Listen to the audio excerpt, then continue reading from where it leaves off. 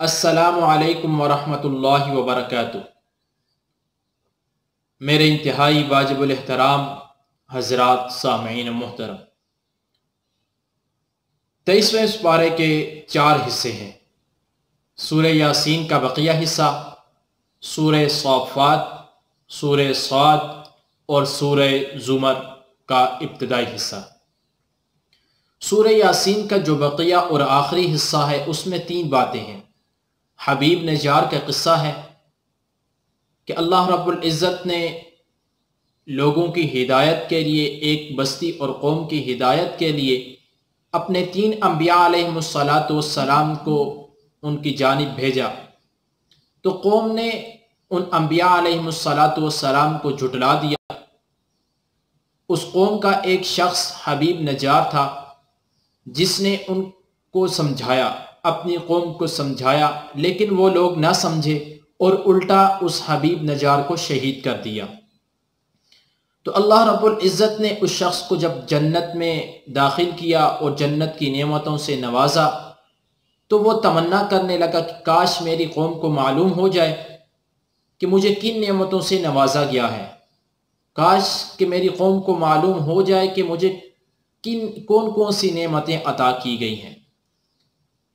پھر اللہ رب العزت کی قدرت کے دلائل ہیں، قدرت کی نشانیاں ہیں کہ مردہ زمین جسے بارش سے زندہ کر دیا جاتا ہے، شمس و قمر، لیل و نہار کا نظام، کشتیاں اور جہاز جو سمندر میں چلتے ہیں، یہ سب اللہ رب العزت کی قدرت کی نشانیاں ہیں۔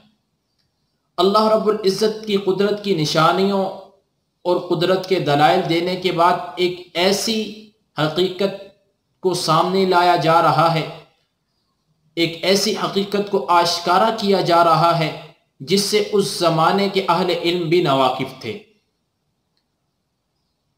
اور فرمایا کہ وہ اللہ پاک ہے جس نے نباتات کے، خود ان لوگوں کے، اور جو چیزیں اس کائنات میں ہیں ہر ایک کو جوڑا جوڑا بنایا ہے۔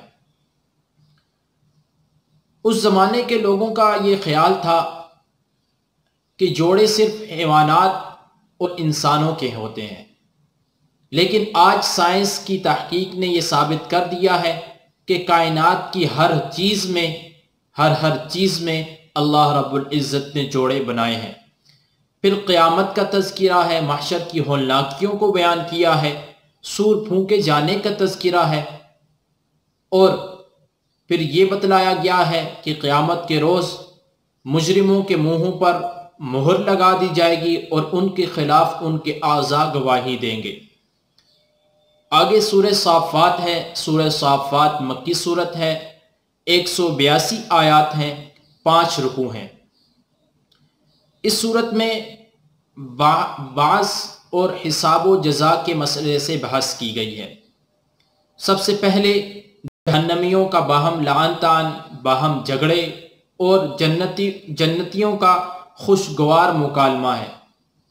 جنتی جب جنت میں چلے جائیں گے، اللہ رب العزت کی نعمتوں سے لطف اندوز ہو رہے ہوں گے، شہزادوں سے بڑھ کر وہاں پر ان کو زندگی دی جائے گی، تو وہ اپنے ماضی کی طرف نظر دوڑائیں گے کہ ہم نے ماضی میں کیا کیا، اور اللہ رب العزت کا شکر ادا کریں گے کہ اللہ رب العزت نے ان کو ایسی نعمتوں سے نوازا۔ پھر انبیاء علیہ السلام کے قصے ہیں۔ سب سے پہلے حضرت نوح علیہ السلام کے قصہ ہے، ان کی قوم میں سے جنہوں نے ان کو جھٹلایا تو وہ اللہ رب العزت کے عذاب میں غرق ہو گئے۔ حضرت ابراہیم علیہ السلام کے قصہ ہے، اور ان کا قصہ 2 مرحلوں میں ہے۔ ایک ان کا اپنی قوم کو توحید، اپنے والد کو توحید کی دعوت دینا، اور کیسے پھر انہوں نے وہاں بتوں کو پاش کیا، پھر ان کو آگ میں پھینکا، اور آگ اللہ رب العزت کے حکم سے ٹھنڈی اور سلامتی والی ہو گئی۔ پھر دوسرا مرحلہ اس واقعہ کا ہے کہ کیسے انہوں نے اللہ رب العزت کے حکم کی تعمیل کی اور اپنے بیٹے کو ذبح کیا، لیکن اللہ رب العزت کے حکم سے چھری نہ چلی، اور جنت سے ایک مینڈا دمبا آ گیا اور اس کو انہوں نے اللہ رب العزت کے حکم سے ذبح کیا۔ پھر حضرت موسیٰ علیہ السلام، حضرت ہارون علیہ السلام کے قصہ ہے۔ پھر حضرت الیاس علیہ السلام کے قصہ ہے کہ ان کو ایک ایسی قوم کی طرف نبی بنا کر بھیجا جو بعل نامی بت کی عبادت کیا کرتی تھی۔ اور پھر حضرت لوط علیہ السلام کے قصہ ہے جن کو صدوم نامی بستی کی طرف بھیجا جو نفسانی خواہشات میں حد سے گزر چکے تھے اور جو ایک شہوت پرست قوم تھی، اس کا قصہ ہے، اور وہ اللہ رب العزت نے اس بستی کو اٹھا کر زمین پر پٹخ دیا۔ حضرت یونس علیہ السلام کے مچھلی کے پیٹ میں جانے کا قصہ ہے، اور ان کی توبہ کا اور ان کی قوم کی توبہ کا قبول ہونے کا قصہ ہے۔ آگے سورہ صاد ہے۔ سورہ صاد مکی صورت ہے، 88 آیات ہیں، 5 رکوع ہیں۔ سورہ صاد میں اللہ رب العزت کی توحید کی عظمت، اللہ رب العزت کی عظمت، اللہ رب العزت کی توحید کو بیان کیا ہے، اور کفار کا جو تعجب کرنا تھا اس کو بیان کیا ہے۔ کفار نے ہر معاملے کے لیے الگ الگ بت بنائے ہوئے تھے۔ بارش کے لیے الگ بت تھا، عبادت کے لیے الگ بت تھا، بیٹوں کے لیے الگ بت تھا، بیٹیوں کے لیے الگ بت تھا۔ غرض یہ کہ زندگی کے جتنے معاملات تھے ہر شعبے کے لیے الگ بت انہوں نے بنایا ہوا تھا۔ وہ اس بات پر تعجب کرتے تھے کہ یہ موت اور حیات کا نظام، یہ ساری زندگی کا نظام، اس کائنات کا سارا نظام، اس کو چلانے کے لیے ایک اللہ ہی کافی ہے، کیونکہ نبی علیہ السلام نے ان کو رب کی توحید کی دعوت دی، الوہیت کی دعوت دی، تو وہ اس پر تعجب کیا کرتے تھے۔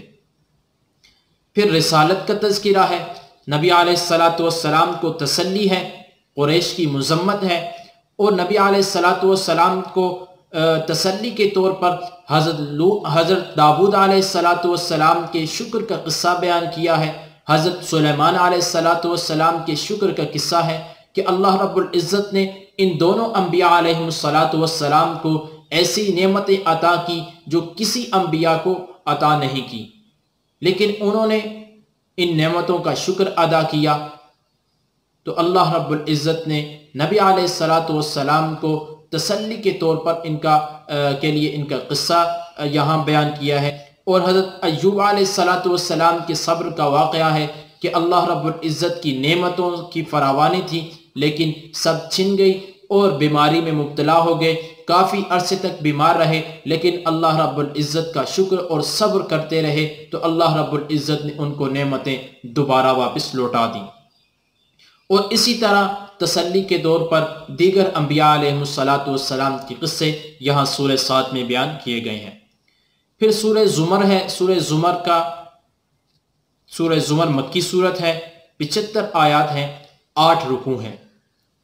اس صورت کا اصل موضوع اور محور عقیدہ توحید ہے۔ اس صورت کا آغاز نبی علیہ السلام کے عظیم معجزے قرآن کی عظمت کو بیان کرتے ہوئے ہوا ہے، اور پھر اللہ رب العزت نے کی توحید کو بیان کیا ہے کہ اللہ رب العزت نے انسان کو ماں کے پیٹ میں 3 تاریکیوں میں پیدا فرماتے ہیں۔ اللہ رب العزت کی توحید ہے، اور یہ قرآن کا معجزہ اور اعجاز علمی ہے کہ قرآن نے ایسے طبی معاملات کو، ایسے طبی چیزوں کو بھی بیان کیا ہے جو کسی اور جگہ پر کسی اور نے بیان نہیں کیا۔ پھر توحید کے اس بات اور شرک کے نفی کرتے ہوئے مشرک اور موحد کی مثال دی ہے۔ مشرک کی مثال اس غلام کی سی ہے جس کے کئی سارے آقا ہوں اور ہر کسی کا مزاج الگ ہو اور ہر کوئی اس کو الگ الگ حکم دیتا ہو۔ کوئی اس کو ایک کام کا حکم دیتا ہے، دوسرا اس کو دوسرے کام کا حکم دیتا ہے۔ وہ پریشان ہے کس کی بات مانے اور کس کی بات نہ مانے۔ تو جو شرک کرتا ہے وہ بھی اسی طرح پریشان رہتا ہے، کبھی ایک بت کی پوجا کرتا ہے، کبھی دوسرے بت کی پوجا کرتا ہے، ایک بت کی عبادت کرتا ہے، دوسرے بت کی عبادت کرتا ہے۔ اور پھر موحد کی بھی مثال دی ہے کہ وہ غلام جس کا ایک ہی آقا ہے اور وہ با اخلاق ہے، اس کے تمام جذبات کا خیال رکھتا ہے، تو پھر یہ غلام اس اپنے آقا کی ہر بات کو مانتا ہے اور اس کی خدمت میں ساری کسر یعنی کوئی کمی کوتاہی نہیں رہنے دیتا۔ تو جو صرف ایک خدا کی عبادت کرتے ہیں، ایک اللہ کی عبادت کرتے ہیں، تو وہ اللہ رب العزت کے تمام عبادات کو، تمام اس کے احکام کو اچھے طریقے سے ادا کرتے ہیں۔